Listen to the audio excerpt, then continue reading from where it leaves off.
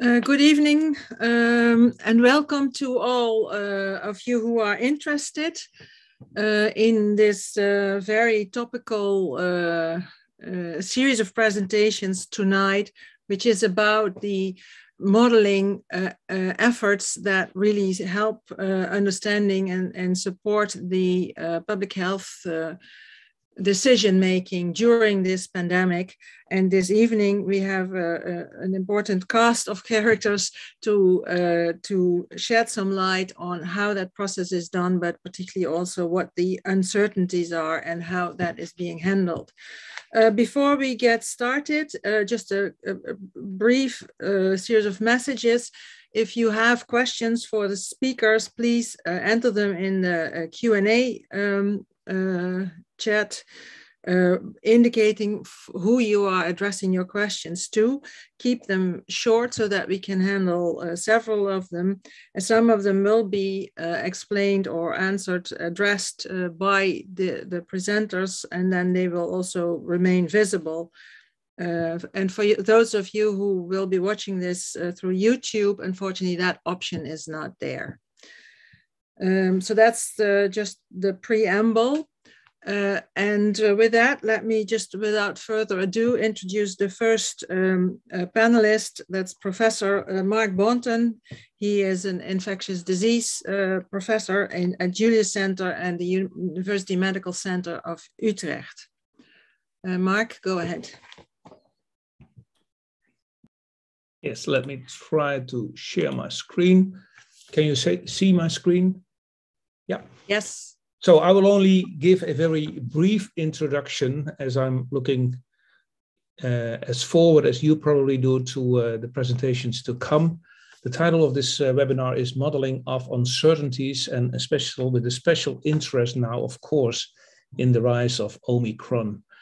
I don't think that there could have been a more timely day to have this webinar. This was one of the newspapers this morning, opening with the new lockdown as being an emergency break. And as you're probably familiar with, is that the decision to do this, to implement this lockdown was almost exclusively based on model predictions. So therefore, I think it's very good that we hear from the true experts how certain or uncertain these model predictions are. I am by training a medical doctor and an internist, infectious disease specialist, and later became a clinical microbiologist. So I am not at all a modeler. Yet I became fascinated by mathematical modeling already, let's say 25 years ago, when I did a course in Oxford, where at that time one of the speakers of today was I think a very young staff member of the department. And infectious disease of humans and the dynamics and control, let's say, have been brought to attention of many by this book by Roy Anderson and Bob May. And for clinicians, it's sometimes difficult to understand, but enough is understandable to have opinions on modeling. So what clinicians usually say is that all models are wrong, but some are useful. And I am a clinical trialist more. And then I say, well, we know that most studies are wrong, but some are useful. And the combination of the two means that usually I think if model predictions are not confirmed by study results, the immediate question is, where did the study go wrong? Because models are always correct. The only thing that can go wrong are the assumptions. So the COVID pandemic has made us all a kind of mathematical modelers of infectious diseases. I think even the lay public now is familiar probably with SIR modeling, certainly with that there are dynamics that you can calculate through differential equations. I think the whole population now knows what a reproductive number is, an R naught or an effective reproduction number. And even many know what an incubation period or a serial interval is. All these aspects are critical in the use of mathematical modeling in order to, let's say, predict what will be coming next in a pandemic or in an outbreak. Also very important is, as we have learned through this pandemic, who contacts who. So who is in contact who at schools, at work, at the, let's say, the differences between generations. And all these things have been studied before. and are now, let's say, brought to real life in science and in communication about science and informing politicians and policymakers on a daily basis. So the goal of infection control in terms of mathematical modeling is very, very simple. Bring down something with a basic reproductive number above 1 to an effective reproduction number below 1 and keep it there. Well, real life is a little bit more difficult than that, as we all know, but this is basically what is intended. When COVID started, let's say January, February 2020, the first model papers appeared very rapidly. This was one, again, by Roy Anderson, but with collaboration from some of our Dutch colleagues, which appeared online on March 6. This was before the first lockdown activities in many countries in Europe. And this already explained what would happen. We would have in red an epidemic growth with a very fast doubling time at that time. There would be a big wave, and the effort should be made to control that first wave. And then we would have secondary waves each time that we would relax measures until sufficient immunity would have been built up in the community. This was on March 6. This paper from one of our speakers today was very, very influential in the United Kingdom. It was on March 16, and it predicted what would happen without control measures in the country. And actually, as I say, was very informative for the government to implement measures either to suppress or to mitigate what was coming.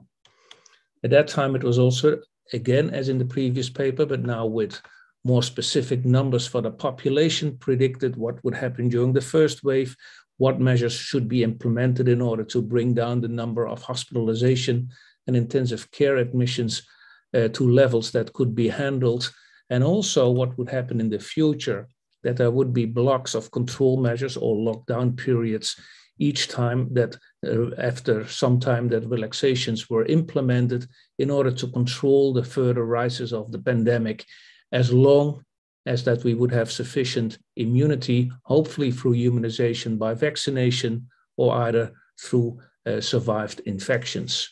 And this is more or less typically, at least to some extent, what we have seen until today. These aspects became very popular when someone termed this the hammer and the dance, which was, let's say, nothing really new for those that were into mathematical modeling or infectious disease modeling, but became very popular with the lay public. And actually, these are just the signals that had already been shown in many previous models. So I'm very much looking forward to today's presenters that you can see here. And I'm also looking forward to the panel discussion that we can have at the end, because if something is certain for modeling is that there will be many questions, many opinions, and many debates on the value of these models and the role that they have played so far in this pandemic. With that, Marion, please go ahead. Yes, thank you, Mark. And also questions for Mark can be put in the Q&A. And we move on directly with Professor Michael Edelstein. I hope he joined us. Yes, I see you. Welcome. Good to see you.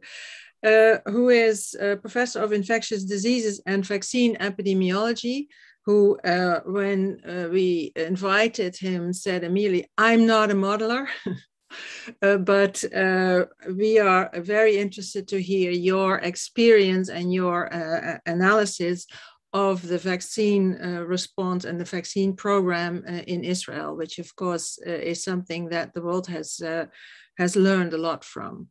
So Michael, the floor is yours. Thanks, Marion. I'm just going to try and share my screen.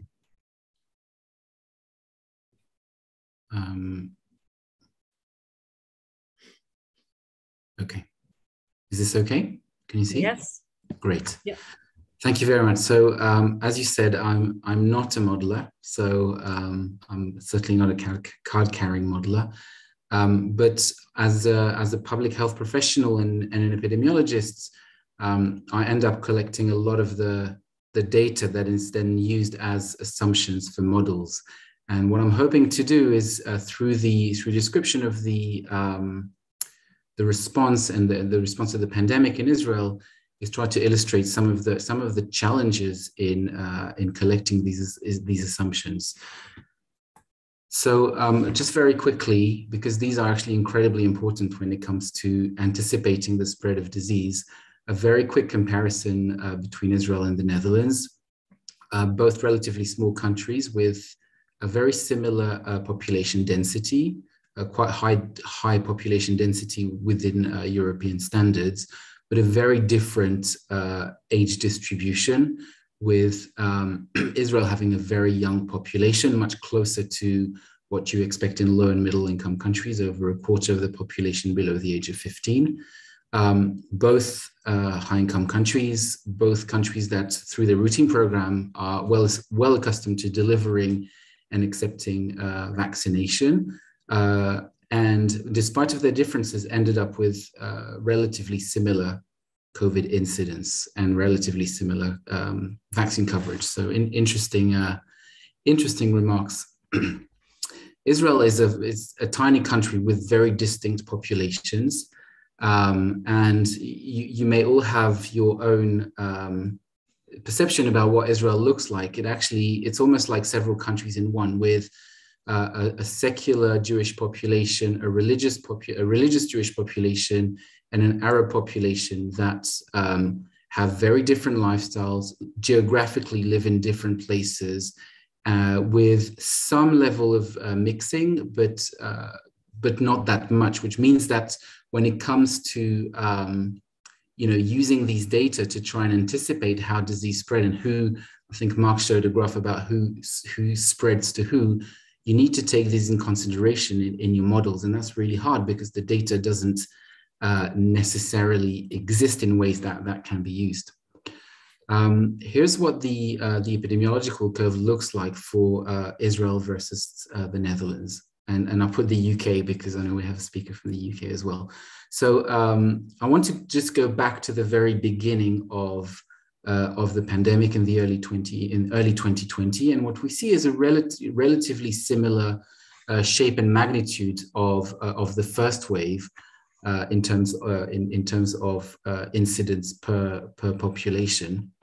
And then what happened in Israel was, after very strict measures to limit the spread, and almost overnight opening up of these measures, which led to an early and quite big second wave, and another lockdown, and then a third wave. And at the peak of the third wave, the vaccination effort started. And the vaccination effort in Israel was both earlier and quicker than most countries. And we saw a rapid decline in incidence, and actually a period very briefly around June 2021 where the transmission went down to zero. There were, I think, for 3 days, no new cases reported, and the surveillance system is relatively robust. And around that time, the first imported case of Delta was confirmed in early July.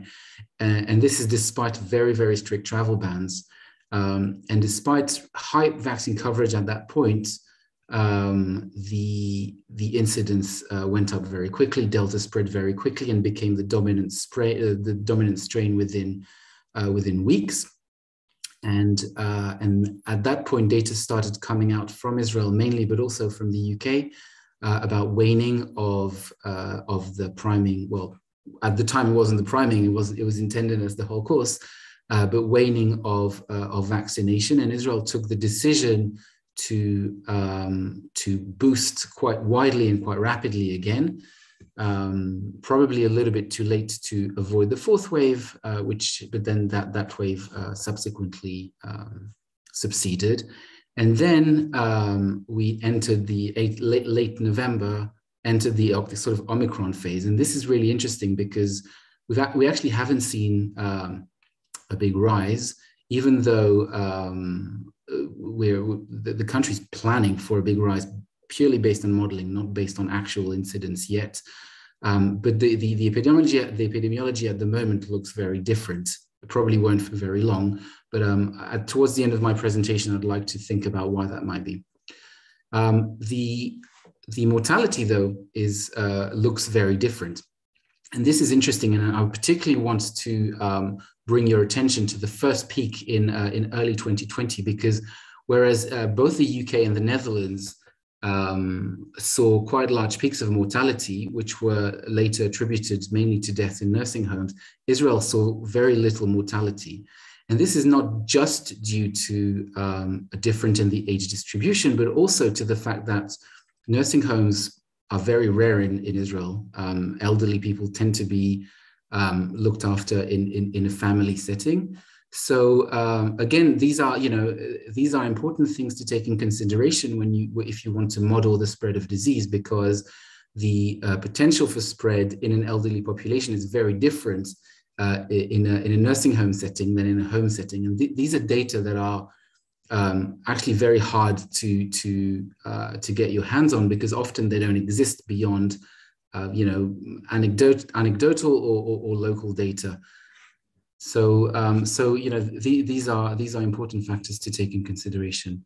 I want to run a little bit more in detail in the different phases very quickly. So in the first wave, Israel implemented some of the most restrictive measures very early on, with a national state of emergency, an almost complete ban on flights, a complete lockdown where people were not allowed to go more than 100 meters from their house, masks outdoors at the time where WHO was not recommending masks, and roadblocks to prevent people from going from one place to another. At the time, it was both nationally and internationally described as completely over the top. But as a result, we ended up with a very short and very small wave. So that was a time where Israel was described as a beacon and a model to follow. Within a matter of days, they completely reversed that, and we went from epidemiologically a very good situation to a very bad situation with a very rapid increase in incidence, from one of the lowest to one of the highest incidence per capita in the world, seeing pressures on the healthcare system quite similar to most European countries, not like Italy, but others. Then at the peak of the second wave, school closed quite early and learning moved online. There were quite strictly enforced restrictions on gatherings.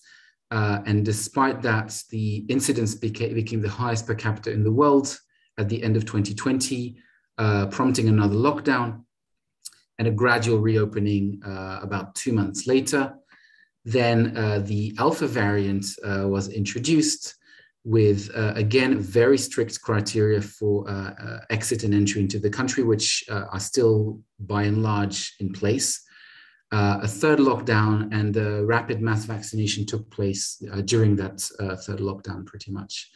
And as I said, that decreased quickly, and then the Delta variant was introduced. Well, it was imported roughly at the same time that waning of the primary course was noticed. So a widespread boosting policy came into place, which and now about 7 million out of 9 million people have received a booster. And now we're in this phase where we're anticipating a fifth wave.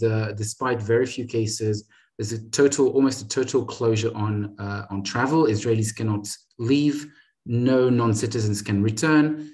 If you are out of the country and return, you have to quarantine in a quarantine hotel, regardless of vaccination status.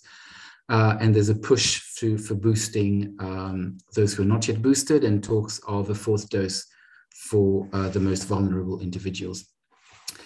I want to talk a little bit about vaccination, because Israel was seen as the model to follow for vaccination early on.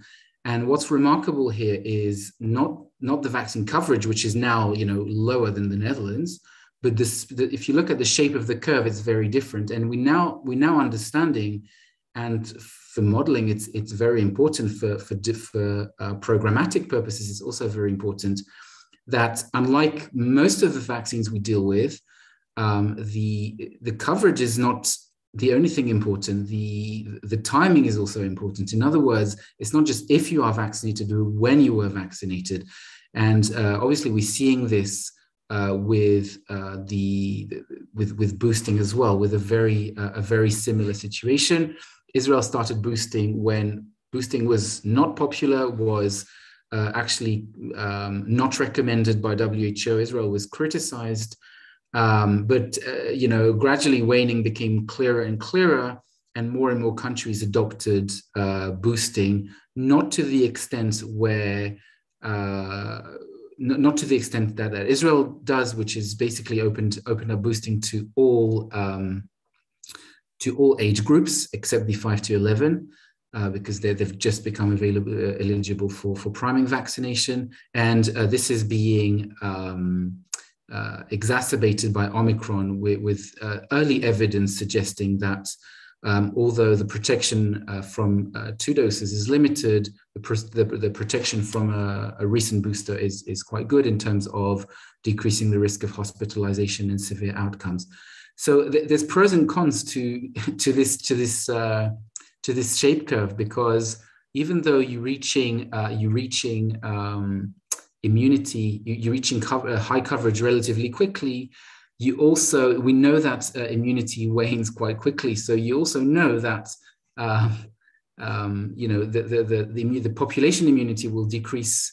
We don't exactly know when for boosters yet, but it becomes, and I'd love to hear the other panelists about how you model this, but it becomes a game between the timing of vaccination versus the timing of the introduction and the spread of different variants. And that, I think, introduces a layer of a level of complexity that we haven't seen before, because vaccination is no longer a binary variable. It's a time-sensitive variable. And programmatically, which is really my area, it becomes very complex to decide when to boost, and you have to balance early benefits versus knowing that the long-term benefits will decrease. So Israel was successful with vaccination for several reasons. First of all, there was the famous or infamous deal between the country and Pfizer, which meant that availability has never really been an issue. We're a very small country with a very concentrated population, which means that logistically, it's quite easy to distribute and also to access vaccines, because pretty much all municipalities have a health center where you can get vaccinated.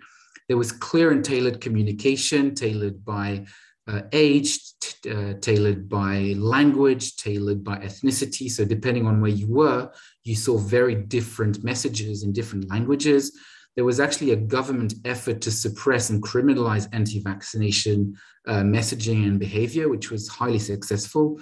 There's also an experience of managing emergency with high-level coordination between different state institutions, different ministries, etc., mainly related to the security situation, but meaning there's a precedent for deploying these kind of countrywide command and control type structures. There's a centralized healthcare system, which makes things easier in terms of monitoring and delivering, and also very high data quality, which means that in real time, you know exactly who's vaccinated and who's not vaccinated and where they are. This is the latest data on vaccine coverage. You can see that among the older age groups, 2-dose vaccine coverage is very high, it's over 85% for most groups.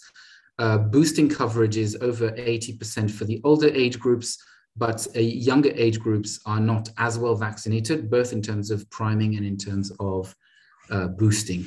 So there's about 1.5 to 2 million people who are either not boosted or not vaccinated at all. And it's not clear whether that makes it, how that will impact on Omicron. So there's a push to vaccinate, what's in the classical adoption and innovation curve, what you would call laggards, because now in Israel, really anyone who wants to be vaccinated can get vaccinated. You can book same-day appointments. You don't even need to book appointments. You can turn up anywhere. And this is the case in most European countries. yet there's still a significant proportion of the population that is either not vaccinated or under-vaccinated. And, understanding how that impacts on the spread of Omicron is a question that remains to be answered. So who remains unvaccinated? I just want to share a couple of studies that my team has done. This is looking at vaccine coverage by age group and by ethnicity. And what's interesting here is not that, minorities are under-vaccinated, because this is a classic phenomenon, but it's that the effect and the difference actually changes according to age. And what we see is a generational effect with a certain group, particularly the ultra-Orthodox Jewish group, diverging from their age peers the younger you get. So if you look at the older individuals, the difference is relatively small, and the younger you get, the bigger the difference is. And this is a concern for childhood vaccination, because the least likely to vaccinate are young ultra-Orthodox individuals who are also parents of the largest number of children. The average number of children in this age group, in this population group, is about 5 to 6 children per family. So potentially in the future, you're seeing a large under-vaccinated or unvaccinated group. And we can actually see this. This is really an ongoing analysis that looks at the correlation between vaccine coverage in 20 to 39-year-olds, so people who are sort of young parents, with 5 to 11-year-old, which is a group that started being vaccinated about 3 to 4 weeks ago. And what you see is that in the general Jewish population, you see a clear correlation. Each data point is a municipality. And you can do this in Israel because the municipality are largely distinct. There are relatively few places where the population is mixed. So in secular Jewish municipalities, you see that the higher the coverage in adults, in parents, the higher the coverage in children. So in other words, vaccinated parents are vaccinating their children. But in Arab and ultra-Orthodox towns, you don't see that effect. And if you look at the line of best fit, it's almost flat, meaning that regardless of what parents did, they're not vaccinated. They're not vaccinating their children, which again doesn't bode well for these particular localities in terms of the spread of the virus. And when it comes to predictions and modeling in Israel, really you cannot average these. They're really distinct populations, and these need to be taken into consideration. So just to finish briefly, COVID is really is going to be with us for some time. And every time we think we're done, we're not done. There's always a surprise around the corner, and it's almost like a new pandemic each time. And the data with Omicron is reassuring in some ways in terms of the early data around severity, but also quite worrying in terms of the absolute number of cases we're likely to see. Vaccines are clearly not a magic bullet, and we're seeing this both in highly vaccinated countries, because the virus is outpacing us in many, many ways. We're also learning that it's not enough knowing if you're vaccinated, but you really need to start thinking about the timing of vaccination at the individual and at the population level, and the interval between between priming and boosting. And there's still a lot of unknowns about optimal timing, what is going to be the impact of vaccination on Omicron. I just want to finish with the same graph that we saw early on, and I want to focus on the end and trying to think about the difference between Israel and the UK or the Netherlands at this point in time, particularly with the UK, because especially in London, the incidence is rising extremely fast. And if you think about the differences, there are quite a few. The age distribution is different. The age-specific vaccine coverage boosting is different. The vaccination timeline is different. Israel vaccinated earlier and boosted earlier. The type of vaccine is different. The travel situation is different. Israel banned travel almost as soon as the first Omicron case was reported.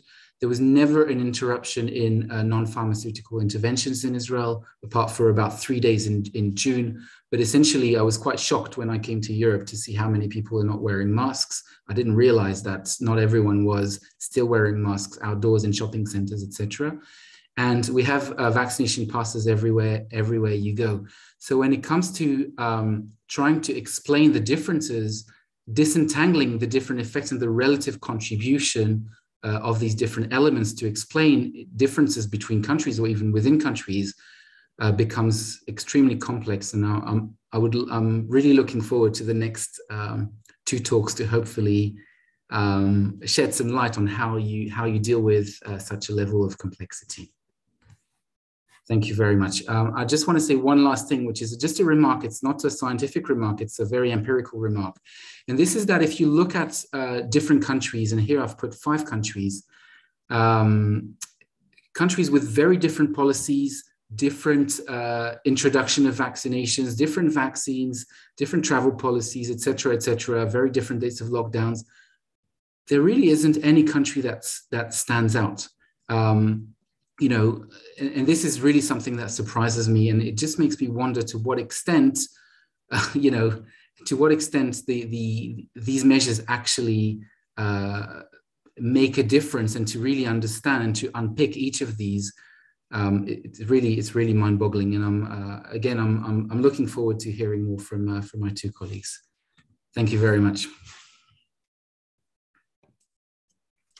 Thank you, Michael, for this thought-provoking talk and remarks. And I think certainly your last remark really resonates, because we have a lot of this finger pointing. This is much better, that is much better. But like you, I think we haven't seen the end of this yet. And it's really going to be important to try and see what we can learn here.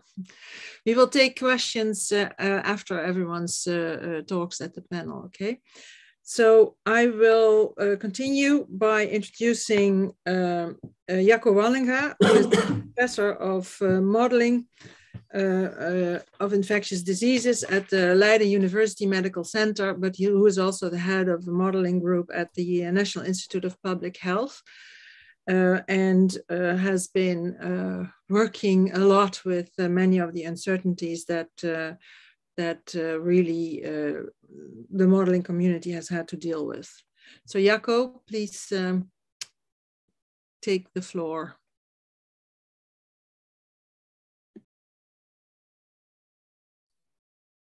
So thank you, Marion, for the introduction. I think like some of my presentation is blacked out. I hope this disappears. I would like to talk a little bit about modeling the COVID-19 pandemic in the Netherlands and emphasizing the uncertainties that we face. And of course, it's not only kind of me who does the modeling, it's an entire team. Next slide, please.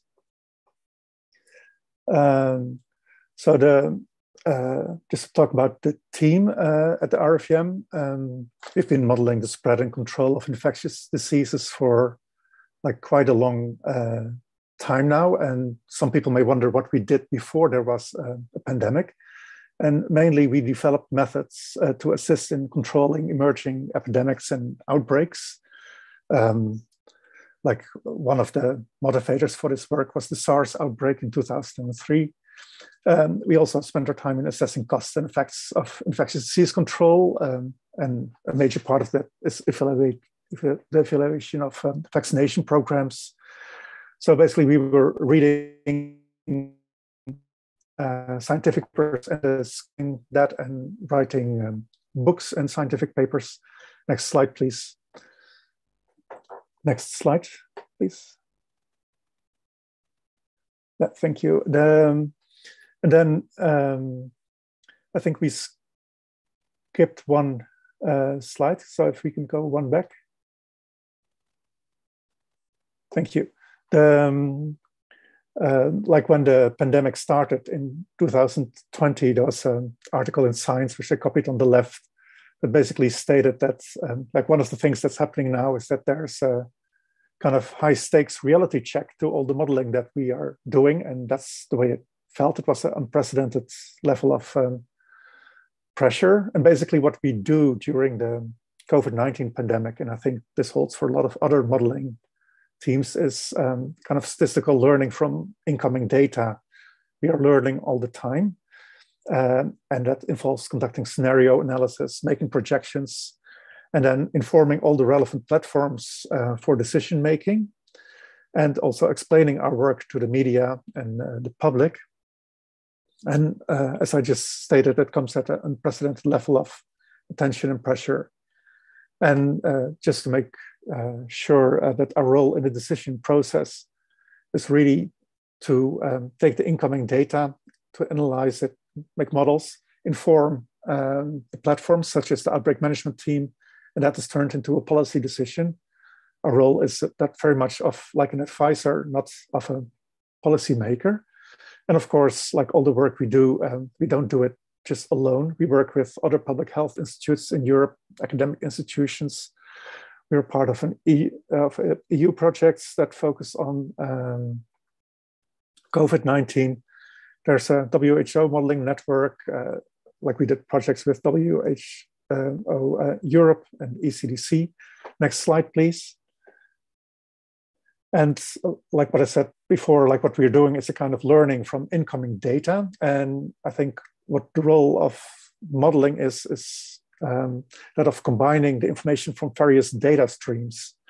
And here on the left, you see a figure that shows for the Netherlands the number of hospitalizations in red, the number of ICU admissions in blue, and the number of deaths that were registered in yellow, and in gray, the number of positive cases.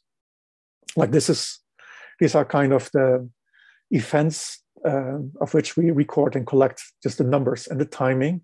So we want to know the symptom onset of cases, like whether they have a positive test when they are admitted to hospital. We want to know when they are admitted to the ICU. We also want to know like when they enter there.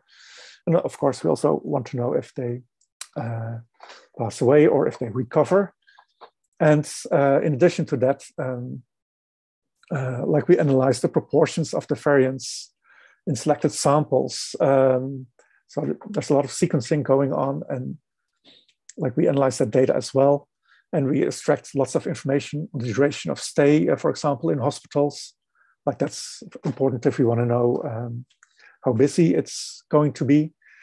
And we also integrate the information on vaccinations. Like we need to know which types of vaccines are being used, how many shots are being given and when. And we also need to know the efficacy against infection, the efficacy against transmission, the efficacy against severe illness of all these vaccinations in the different age groups. And like as Michael already mentioned, we also need to collect some information on population behavior, like who is contacting whom. Like the self-reported number of contacts is something we collect. We also have data on mobility. So that's all kinds of information that we are taking in and using it to inform the models. Next slide, please. And the analysis and the modeling that's going on has to address like new questions all the time. Like one of the questions we studied lately was like whether we should vaccinate the very young children, the 5 to 11 years old, after the EMA has approved vaccination. We are faced with new questions when we have unanticipated events, such as the emergence of new variants like the omikron we are facing now. And of course, there are changing circumstances, like slowly, such as the willingness to follow rules and guidelines because of fatigue in the population. And on the right, I sketched a very primitive process of the kind of iterative or adaptive strategy that we use to learn from modeling. Basically, on top, we start by using a model or a revised model, including the data streams. We try to fit the model to these observations in the data stream. We make a prediction, that's in a kind of very broad sense. And And then we confront these predictions with the observations, see if the model makes any sense. And we continue this process whenever we have a new question, whenever there's new information coming in, and that's basically happening every week. So we circle around in this process. And one of the key elements in this process is like the uncertainty we have, like we don't know lots of things. And of course, like predictions never match observations precisely. So there's various kinds of uncertainty in play, and we try to reduce that as much as we can. And one of the major tricks we use is like combining multiple data streams. It's not enough to only know how many cases there are, but you want to know like how many of these end up in the hospitals, how long they will stay there, which variants did cause the infection, and so on. And like if necessary, we reduce uncertainty further by collecting different kinds of data. I've got an example of that coming later on in the presentation. And like wherever possible, of course, we quantify the uncertainty. That's like the easiest when it's a kind of statistical uncertainty. But it's always some elements remain that are completely unknown. And I think it's very important to acknowledge the remaining unknowns and the consequences of these. This is, I think, just as much a part of the modeling, like what does not go into it as the model itself. And these models are then used for like tracking observations, nowcasting and forecasting. And in the next slide, I can give an example of the tracking that we do. So when I say tracking, I basically mean it's kind of an estimation based on incoming data. And one of the things, one of the variables we track is the reproduction number by variant of concern. In the top left corner, I show a kind of histogram of the number of new cases by their time of symptom onset over time in the Netherlands. This graph starts at the 16th of November last year and ends on the 13th of December this year. And by the color of the bars, I indicate the variant with which people have been infected. So the blue indicates people who were infected with the Wuhan type or wild type strain. The red part of the curve is that reflects people who are infected by the Alpha strain. There's also some people have been infected by other, like Beta and Gamma, but then the green ones reflect people infected by the Delta strain, and now it's not visible yet, but there are people infected by Omicron as well.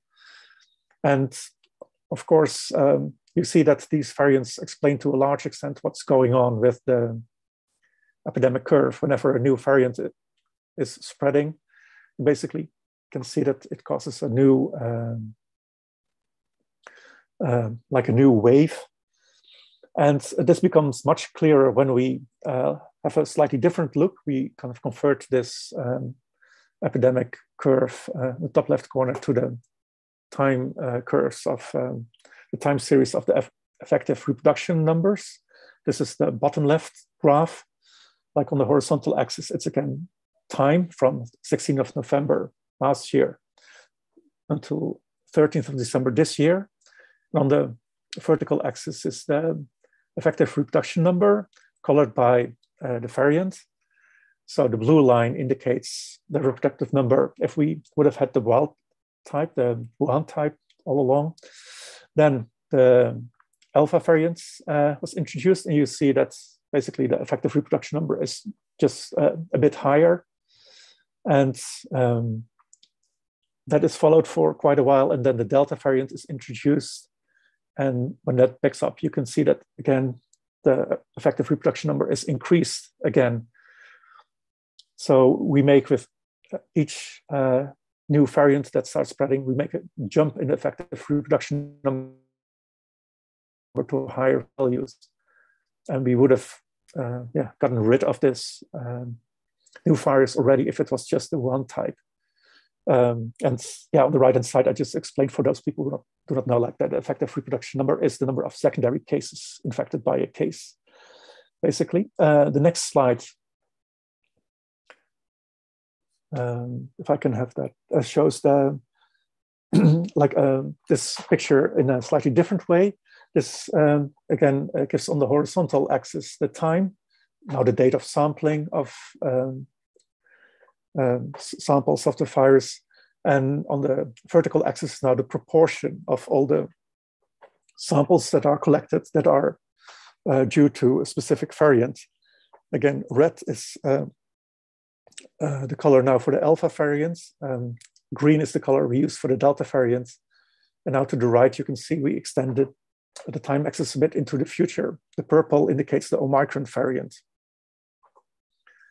And the fitted curve is based in part on observations in the Netherlands.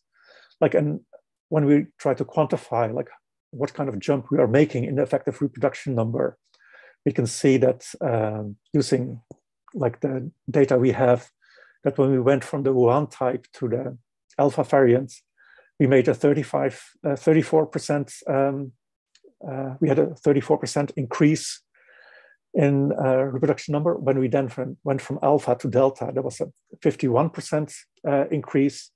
And now the estimate is when we move to the Omicron variant, there's a 160% increase. So in total, it's 2.6 times as much as before. And these estimates, I have to indicate, depend on assuming that the mean generation interval is similar for all these variants. If that's not the case, then a shorter generation interval or a serial interval gives a slightly lower reproduction number. Next slide, please. And then we use this information to inform a transmission model. And that's an example of what I called before forecasting. This figure that you see gives, again, on the horizontal axis time. This is time since the start of the pandemic in the Netherlands. It starts in March or February 2020.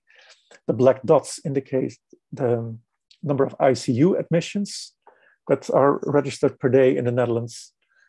And through that, we fit our model. The fitted line is indicated by a red line here.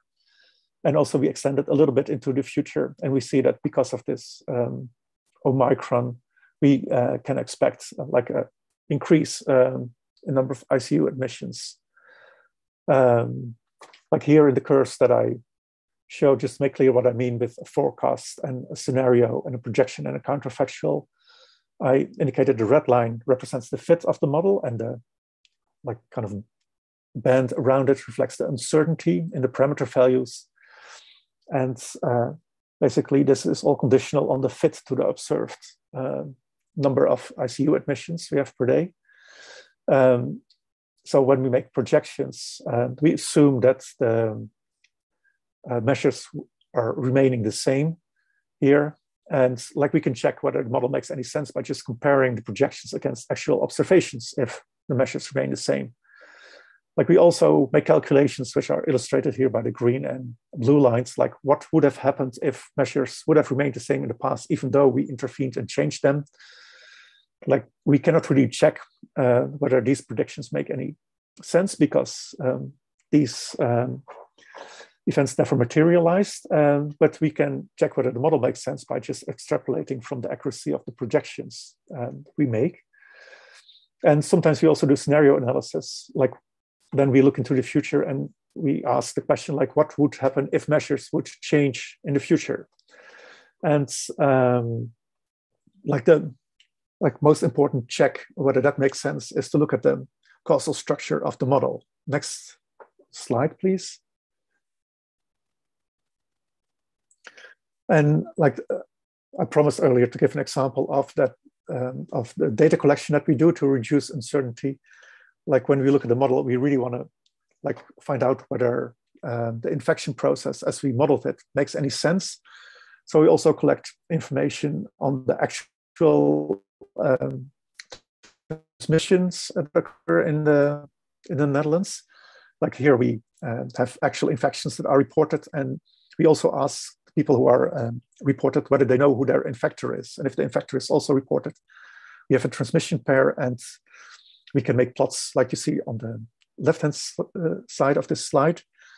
Then you see on the left column of this figure, the the transmission pairs where the infector is unvaccinated. On the right column, you see transmission pairs where the infector is fully vaccinated. On the top row, you see infectees, like people who are infected, that are fully vaccinated. And on the bottom row, you see infectees, transmission pairs where the infectee is unvaccinated. And in each of these panels, we make little dots for the number of transmission pairs that we see based on the age of the infector on the horizontal axis or the infectee on the vertical axis.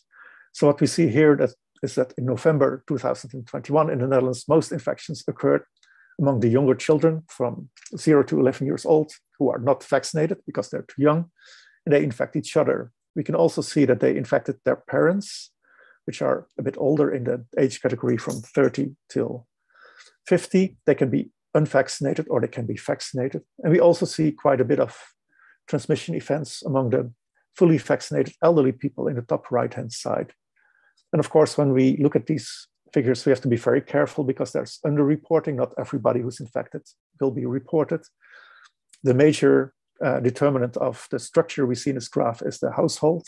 So that's kind of important. We also check this on proxies of infection. These are self-reported number of social contacts we collect. We look at mobility trends, like to see if people leave their house and go to work and go to school. Like it's very important to realize that this is all indicating the past behavior and like whether that is captured in a model. The future behavior is like unknown. In scenario analysis, when we look into the future, we assume that behavior changes when the measures change, so people change in response to that. But of course, like over the longer term, people change also because of other reasons. And there are behavioral science studies that focus on the intention and motivation of people. And if we would include these, we might extend the prediction horizons for behavior. But I think for the time being, it's very important to realize that there's a kind of prediction horizon on each model because behavior over the longer term is not captured properly. Next slide, please. So when it comes down to the modeling, there are quite a few things that we know, and these are indicated on the left. So in the Netherlands, what we know at this moment, as we speak, there's very little available healthcare capacity. Hospitals have many patients with the Delta variant still. We know that the rate of increase of the Omicron variant relative to the Delta variant is high. This is what I tried to show you earlier. We also know that that's from other studies that have been published in the UK, that protection against mild disease is lower when exposed to Omicron as compared to the Delta variant. And we know that the booster vaccinations offer much better protection against Omicron than the two vaccine doses do, or having had a previous infection months ago. So that's what we know. And then on the right, I indicated some elements where we're still a little bit in the dark. Like we don't know exactly in the Netherlands how many people will accept a booster vaccine when it's offered. We don't know what the generation interval or the serial interval is of the Omicron variant. I indicated that earlier on. That's kind of important if we want to interpret it properly, but we have to wait until that information comes in. We don't know that much about the severity of infection with the Omicron variant yet. And with the severity, I really mean the probability of hospitalization among unvaccinated, uninfected individuals, given their age and the background. That's very important to know all these things. We don't know that much yet about the vaccine efficacy against infection, against transmission and hospitalization yet. And like also there, we have to be very specific, like which types of vaccines. And we don't know yet how long people will stay in the hospital upon admission. So that's quite a bit of important things are unknown. The last slide. Next slide, please. Which will be, okay. That's what I want to say. Like, it's very important to communicate these elements. So I think we spend a lot of our time, and also like our boss is spending a lot of his time on communicating like the system dynamics of this infectious disease and its control and the risks and uncertainties that pertain to that. And I think throughout what we found out, it's very important to always communicate like the context of whatever number we have. Like it's very important when we talk about, for example, the incidence of ICU admissions, like to know what we are really talking about. Is this like an estimate based on the actual data, or is it like a nowcast? Is it something that we think is happening right now, but we don't know yet because the incoming data is not yet complete on the current date? Or is it a forecast? Is something that we predict? And or would it be counterfactual, like something that would have happened if we had not intervened? So in all these cases, also the communication of uncertainty is very different. Like when it's an estimate, we can communicate it as kind of a confidence interval, that everybody's familiar with that. But when it's a counterfactual, it's really the story that matters. And I think it's also important to realize in what kind of setting we are talking. We are talking to policymakers, usually through kind of several fora. We have to talk to the public. Sometimes we have to also talk to people in court. And of course, like right now, we have to inform our colleagues. So in the next slide, basically, I would like to thank everyone for bearing with me and stressing again that this is not my own work. It's like teamwork, and these are all the team members. Thank you for your attention. Thank you, Jacco. We see quite a few questions popping up, so and we will pick some of them in the discussion, the panel discussion. Moving right on to Neil Ferguson, who's a professor of mathematical biology of Imperial College, and who also said I could stay 5 to 10 minutes longer if needed. So that's great. Neil? Thanks, Marion. I'll just share my screen.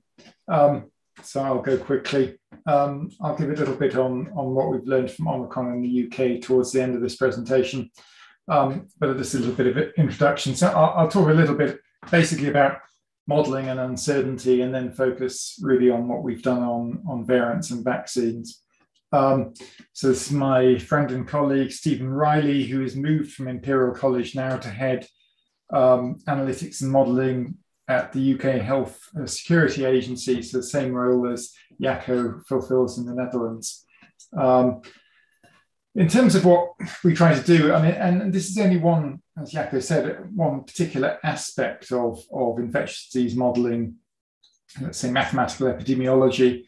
In terms of real-time outbreak analytics, it's a challenging role because data is so limited, but I kind of divide it into two different aspects. One is, I would say, mechanistically or motivated analysis of data as it comes in. So simple things like, which are not that simple, estimating the incubation period of generation time of disease, estimating severity, which is not at all simple.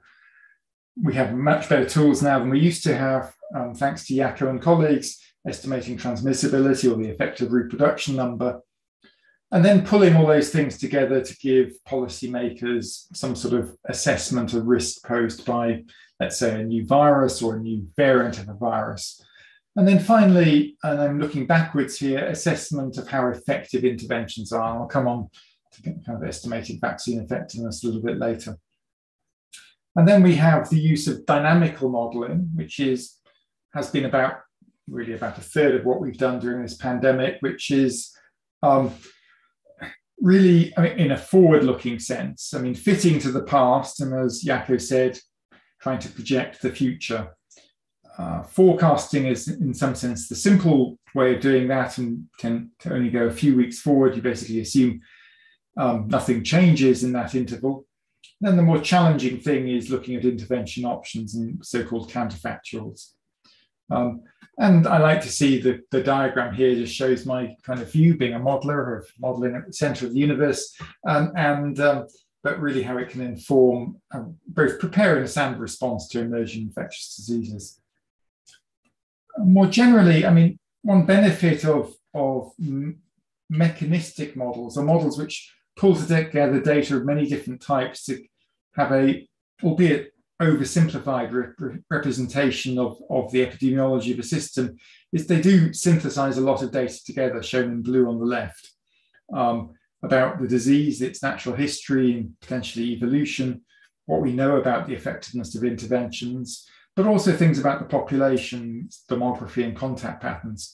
And then we get out of that insight into basic mechanism, in an epidemiological sense, estimates of parameters which are important. Occasionally, we might try and make predictions, but they're generally difficult, but also some information for policymakers to assess the potential impact of different interventions. So when we're talking about types of modeling, there's another take on it. I mean, you can think backwards in time and forwards in time. So retrospective is looking backwards and is generally much easier, well, relatively easier to do and more certain. The uncertainty is at least more limited and contained. And here we're trying to understand past trends in transmission, for instance. As I've already said, estimate parameters, retrospectively assess how effective different interventions are. And generally, I mean, given the politics of this pandemic, this has been a less controversial area, albeit assessing this severity of this virus and the effectiveness of interventions has had its controversial aspects or politically sensitive aspects. Prospectively, though, and this is one of the areas which is in some ways of most use to policymakers, we have a lot more uncertainty. I mean, predicting the future is difficult. And the simpler aspect is just doing those short-term projections. More complex is giving policymakers at a particular point in time, in some sense, nowcasting of what the level of risk posed by a new situation is. Even more difficult is intrinsically, and I would say all of it's counterfactual, counterfactual scenario modeling of intervention options. And the reason I say it's always counterfactual, it's always never going to actually happen, is because we model a range of simplified policy options with limited information, often on quite how effective they are. But of course, with simplified timing, implementation, making assumptions about people's behavior, and of course, policymakers then go and do something slightly different. And so we never see the scenario we've modeled. And so for those who are motivated in that direction, it's very easy to criticize, but nevertheless, it's intrinsically very valuable to policymakers, even if, and hopefully they do at this point, they understand that it's not a precise prediction of the future. It is intended to indicate, slightly more than the qualitative sense, what the trade-offs are and the potential scale of the impact of different interventions are. And we've done lots of both sides. We published some of the first estimates of the severity of coronavirus, estimates of the effectiveness of non-pharmaceutical interventions, and I've done lots of work on the transmissibility of new variants. And we've also done work on the latter side, looking forwards in time.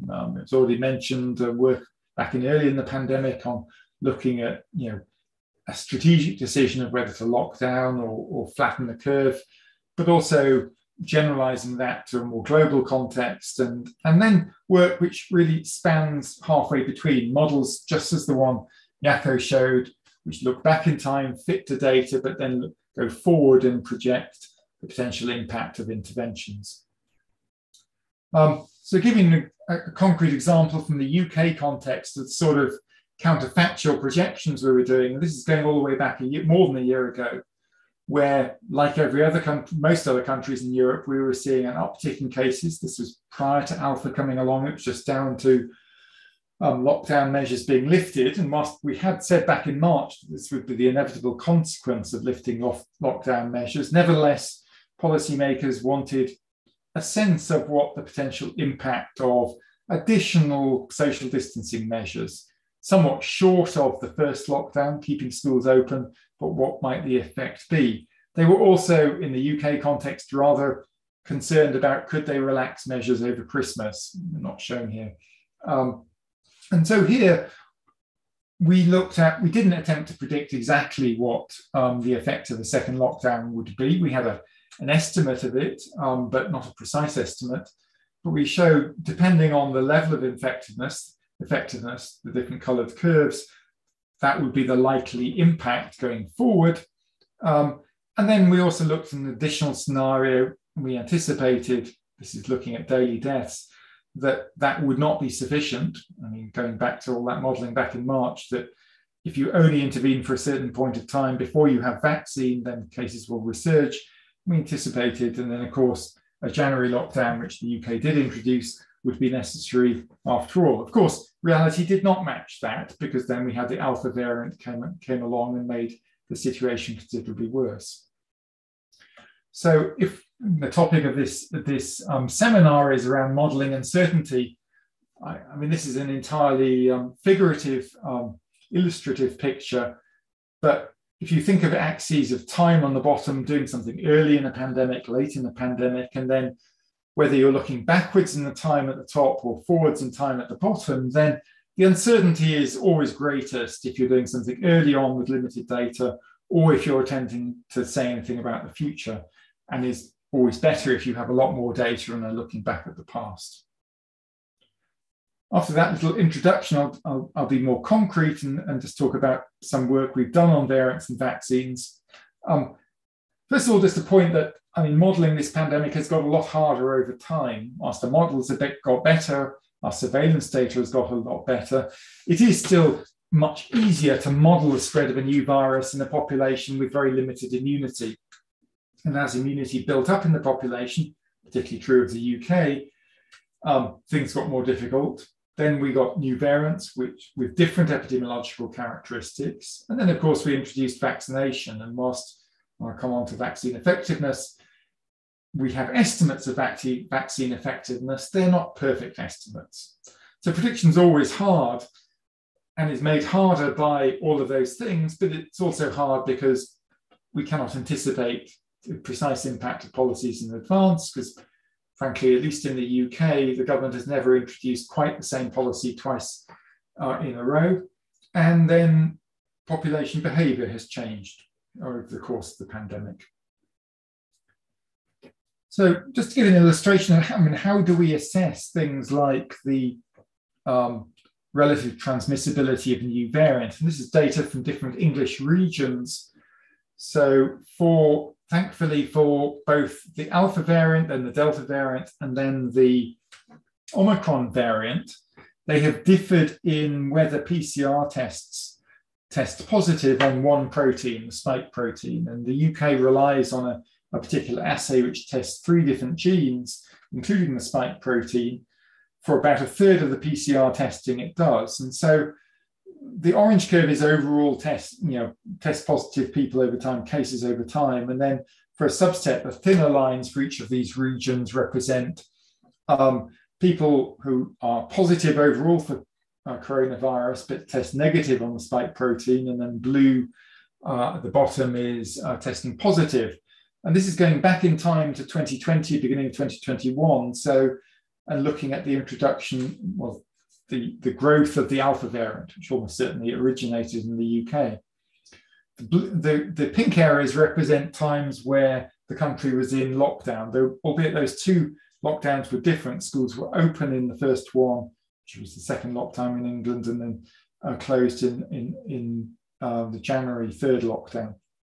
And what we saw in that second lockdown in November is a growth of the Alpha variant in nearly every area, despite the lockdown in being in place, but decline of the old wild type variant. And seeing that in multiple locations when one, even if the generation time, the serial interval is different, having one variant go down and the other go up is a clear signifier of increased transmissibility. And that allowed us to estimate that level of increased transmissibility. And the estimates vary depending on what serial interval you assume, but we estimated off the order at the time of between 50 and 80%, probably closer to 50 than 80.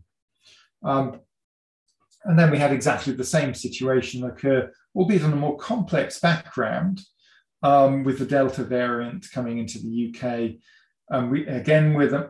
Whilst it didn't originate in the UK, we were the most heavily seeded country in Europe because of historical ties to India.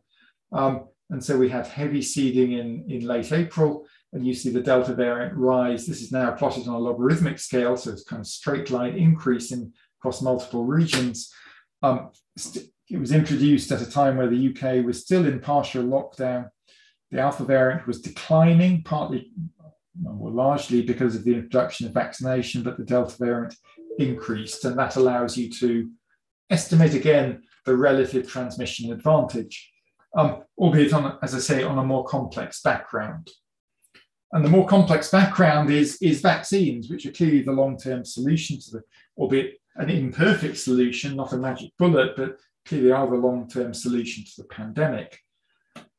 And the reason I say it complicated the background, and I haven't shown both sets of estimates, and we, along with, it's the paper which has been internally in preparation, but delayed by Omicron now, but we've undertaken this full population cohort analysis, similar to some analyses undertaken in Israel of vaccine effectiveness against multiple endpoints, namely death, hospitalization, symptomatic cases, both in the Alpha era, which I'm not showing, but in the Delta era. And so this shows for the two dominant vaccines used in the UK, for the second dose only, I'm showing here the booster boosts it up much higher, but I'm not showing that, how vaccine effectiveness has decayed over time as a function of how many weeks have passed since the second dose.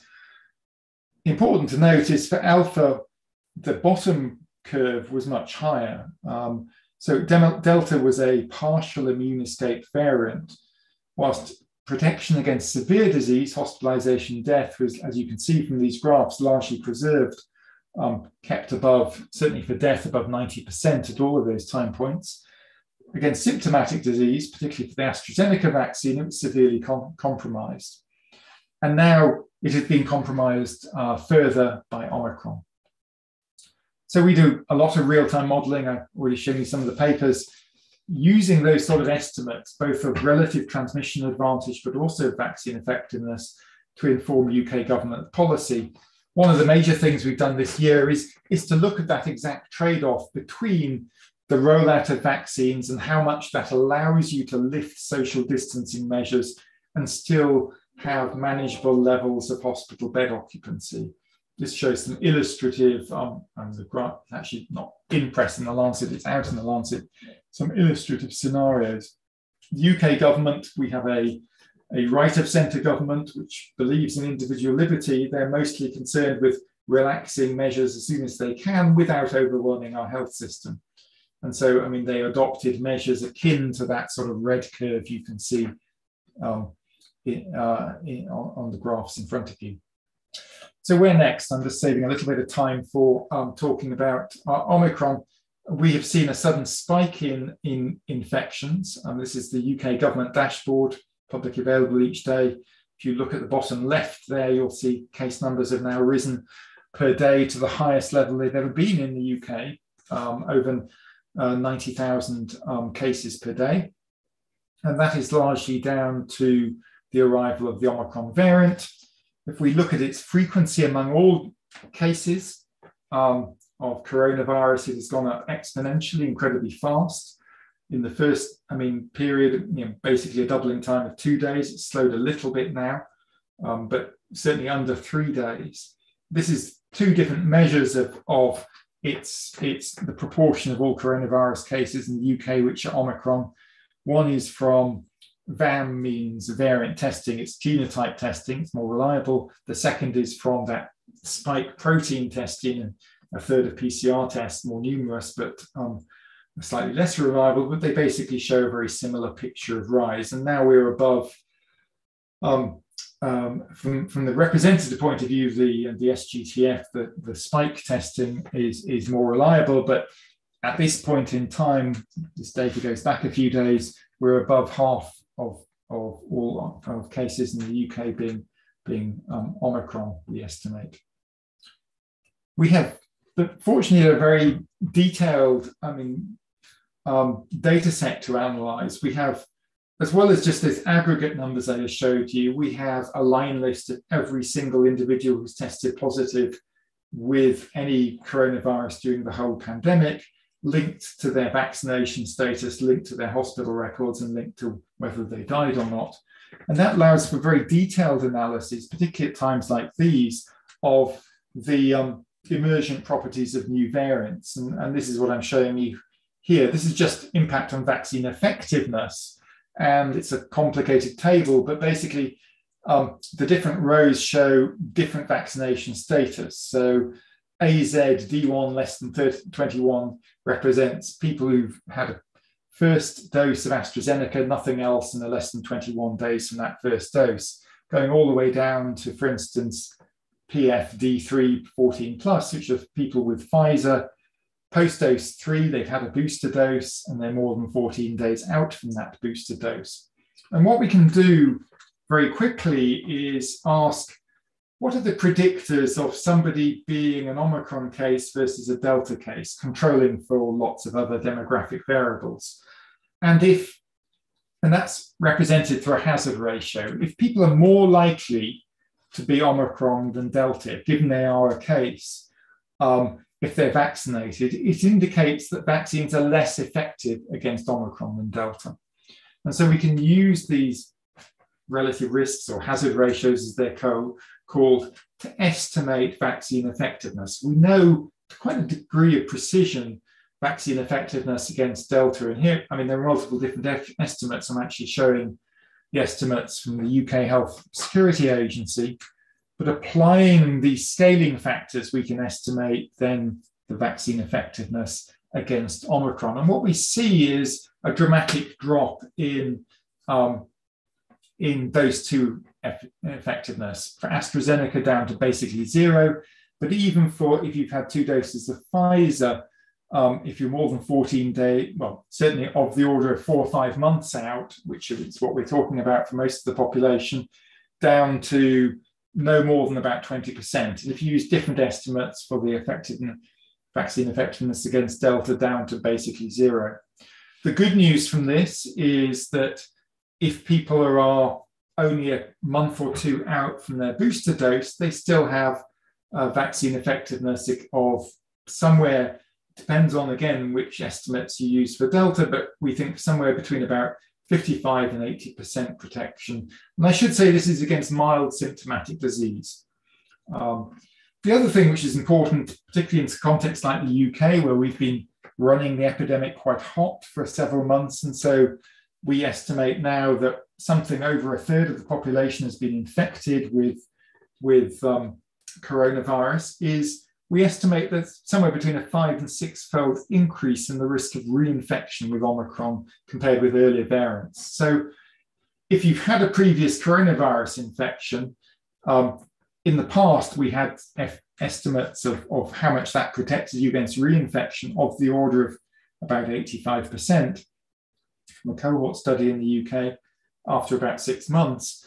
That's probably gone down to, I mean, close to 0%. So Omicron seems to escape, natural immunity to a high degree in terms of reinfection, but probably not in terms of severe disease.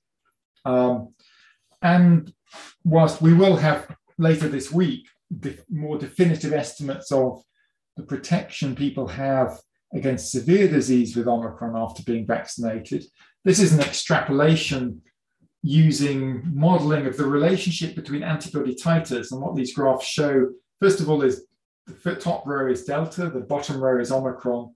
The left-hand side shows what are called neutralizing antibody titers, which are how many, the level of antibodies in your blood against Delta. And you see somebody who's had a first dose right on the left, and then they get the second dose, the antibodies go higher, and then they get a third dose, the antibodies go even higher. And this is for people vaccinated with Pfizer. And we fitted this model, which was first developed by David Curry, published in Nature Medicine, to vaccine effectiveness data. And you can see those blue points there on the graph in the middle. This is vaccine efficacy against mild disease. The model fits reasonably well. I should say the lines around that represent individual level heterogeneity in predicted antibody titers. There's a lot of variation from person to person, so the black lines represent the median, close to the mean. And then against severe disease, we think protection is much more, which is on the right-hand side, is much more protected, much more preserved. And so some of those quite low numbers against Delta in the blue points and the black curve, top row in the middle, translate into still much higher levels of protection, even many days out from your second dose, and never mind third dose, against severe disease. And then on the bottom row, you see what's happened with Omicron. Omicron has effectively made antibodies that were less effective, reduced people's neutralizing antibody titer, and that has had we think, a major impact on vaccine effectiveness against mild disease, so that if you're 4 or 5 months out, it's really quite low. But we think, at least in the short term, for people who have been boosted, it will preserve vaccine effectiveness against severe disease at about the 80 to 90% level, though we will need to think about boosting again quite quickly. Neil, can we? Yeah, and then finally we've translated these into kind of modeling projections, and so and they span a wide range of uncertainty at the current time. The one circled this is predicted daily hospitalizations in the UK. They range from anything from of the order of 3,000 hospitalizations today, which is less than the alpha peak we saw a year ago, to much, much worse. And this is what we are trying to resolve. And that is it. Okay, thank you very much. I think we've seen a very clear display of the challenges faced by all of you in trying to help the decision making. Can I ask all the panelists to switch on their camera so we can get some questions out? So let me start with a question for Neil. That was in the Q&A. So there was a question about whether or not it is possible for you and for Jaco, I think, to include things like humidity, temperature, the potential for micro-vaccination through low-dose exposures, and the super spreading events into your modeling. I would say, please. So we have looked at seasonality a little. I mean, it probably is there, but it's not a huge effect. It's quite hard to discern given we are in a pandemic and different policies have been imposed in different regions. But for most of our modeling, we do include it. I mean, the issue of microdosing, or let's say boosting of immunity upon exposure, is an interesting one. Difficult to get good data on, but it is something we have considered. And we've done a little bit of modeling of it, but it's not within our kind of default modeling scenario. Maybe I'll let Jaco respond. Okay, I can add to that. Like we have incorporated like some elements into the model, and I think the one that was left open is still super spreading. I think sometimes, like for say model predictions at a national level, that's implicitly included, like in most of the projections. But sometimes for like smaller scale studies, you want to include it explicitly. So that depends a little bit on the setting. But I think it's, yeah, whenever it's needed, it's very often included into modeling as well. And I think like each of these new elements comes with a kind of question for the data to back it up. I think that's what Neil was answering for the microdosing, but also for super spreading, kind of we need to know kind of what kind of probability for how large a number of cases can be infected by one person or in one event. And there's, we have a little bit of data, but it's still very hard to get the data right. And also, just coming back to the humidity and temperature, like we do include it in our models. It explains a kind of seasonal effects we see. And for that reason, we expect it's easier or efficient in winter as compared to summer. But we don't know if it's like a cause or just a correlate of something, a confounding factor. We just know that in winter, in general, it goes better, but it might be because people are inside more. And it happens to coincide with the annual pattern in absolute humidity. So that's how we deal with these observables. Okay, thank you. Maybe a question for Michael. I think this issue of the timing of boosters is becoming critical as we now look, well, seeing Omicron and seeing Neil's work have come to realize. So what are you looking at in Israel? Because your time since booster has been a while. Are you going to rebooster? Yeah. So it's an interesting question. I mean, the eligibility criteria allow you to get boosted 6 months after your second dose. So the boosting started around late July. So we're getting close to the 6 months the 6 months period. There are some early calls for a further dose, at the moment restricted to vulnerable individuals with comorbidities, elderly people, etc., etc. But it's I think it's likely to become policy in the coming weeks. There's nothing decided, but that's the direction of travel. We haven't seen a lot of breakthrough infections in people who were boosted within the last 6 months. What we also see, we just put a preprint, is that there is some benefit in terms of immunogenicity in delaying further boosters. You see higher antibody titers, but we don't really know what that means. We don't know whether that translates to actual further clinical correction. So I think we're still some time away from determining, the optimal schedule for boosting, how often and who, etc. I think at the moment, because of the lack of data, certainly in Israel, the government's approach at the moment is one of precautionary principle based, using, in the absence of data, being overcautious rather than the other way around.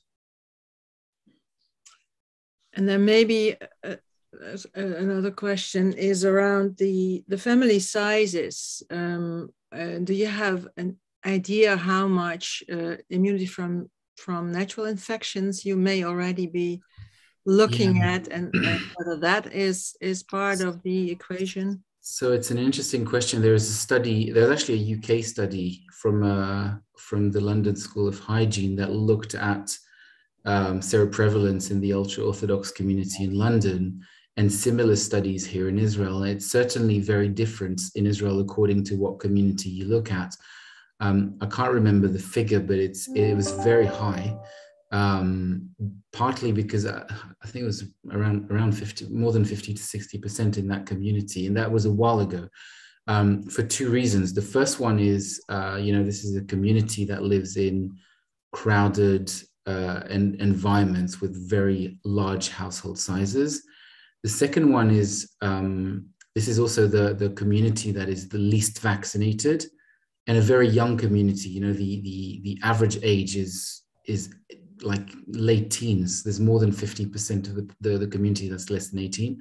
So there was this belief that COVID is really not. It's not so much. It wasn't so much anti-vaccination in the sense that believing conspiracy theories, etc. But it was more a belief that COVID was not a serious disease for them, and therefore there was actually deliberate, organized at the community level attempts to get massively infected in order to create herd immunity in these communities. So you actually end up with very high level of natural infection, and you see, the proportion of cases. The community represents 10 to 12% of the population in Israel, and about 35% of the cases. Michael, also a question from me. You showed us a striking difference between Israel and UK and the Netherlands when it comes to the deaths, the numbers of people dying in the first wave. which mainly were elderly. And you alluded that to the difference between Israel and the Netherlands, with the Netherlands having many people living in nursing homes, and Israel, they take care of their elderly. But that's what they also do in Italy. And it was one of the questions. How then would you see the high death rate in Italy as opposed to what happened in Israel? So I think it's a combination of factors, but the age distribution is very different. Italy is one of the oldest countries in Europe. The population of Israel is very young. There's only, I think, 10 to 12% of the population that's over the age of 65 in the first place. So I think if you combine the relatively small proportion of individuals in this age group, combined with the fact that there's not that many opportunities for person-to-person transmission within that age group, I think that's a plausible explanation for the lack of a mortality peak. Okay, thank you. And a question to Jacco that came along.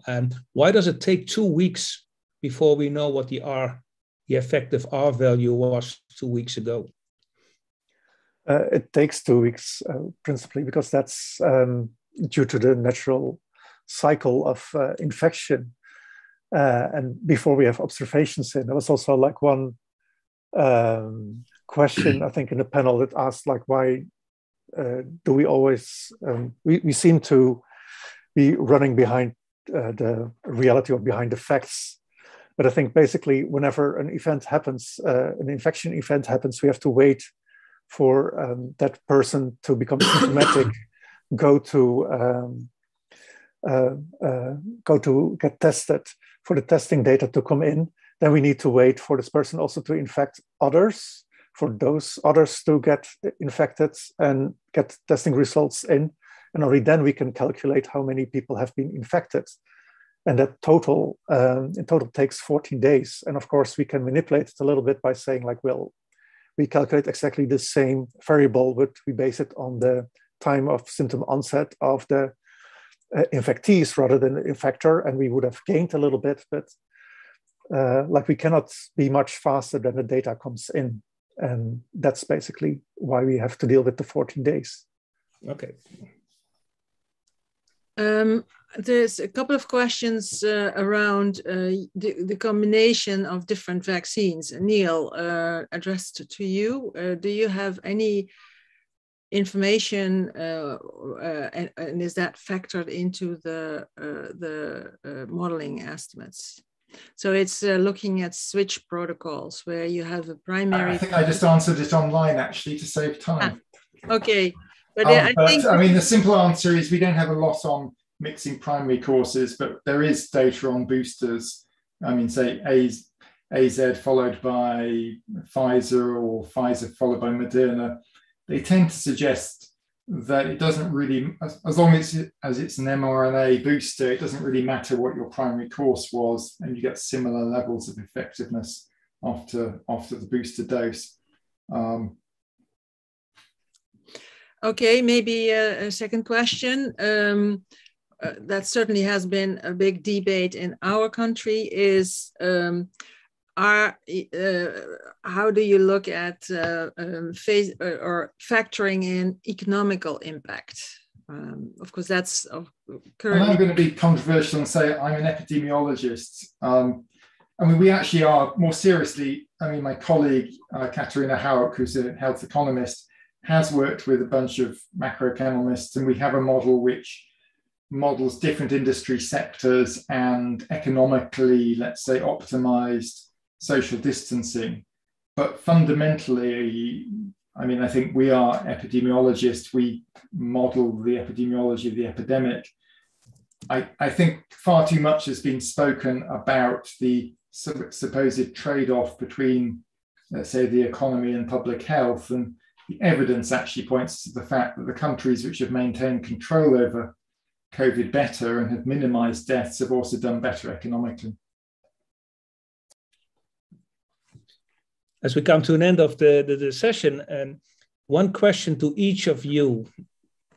After you have a well-deserved night of sleep and you wake up tomorrow morning, which of the parameters that you use would you like to know tomorrow morning with 100% certainty? let others answer first. Yes, Michael. I'm not a modeler, so I don't have parameters to put in models. But what I think one of the key questions, and we're starting to have answers, is the effectiveness of vaccine schedules around Omicron, because that will completely change. You know, are we back to square one, or are we able to? Are we going to be able to withhold, to sort of ride through the Omicron wave? Okay, Jacco, now you know this, so you can't answer the same. Well, in addition to what Michael just said, I would also like to know when the pandemic waves kind of end and normalize. I mean, for private reasons, I would be very interested in knowing when it stops, but I'm very curious how this whole pandemic, how it evolves over time, whether it will become something like a new influenza or not. Then final word to Neil. Well, I mean, I've spent all weekend and today working on a preprint on the severity of Omicron and vaccine effectiveness against severe disease. So that's rather obsessing my thoughts. I tend to agree with Jacco. It would be nice to have I think there are some key unknowns, particularly around the potentially the role of T cells or let me start again. We know that antibody titer is a very good correlative protection against infection. We don't know whether protection against severe disease, which is what we care about most, is preserved for a much longer time or hits the minimum floor. That will make a fundamental difference to long-term vaccination strategies.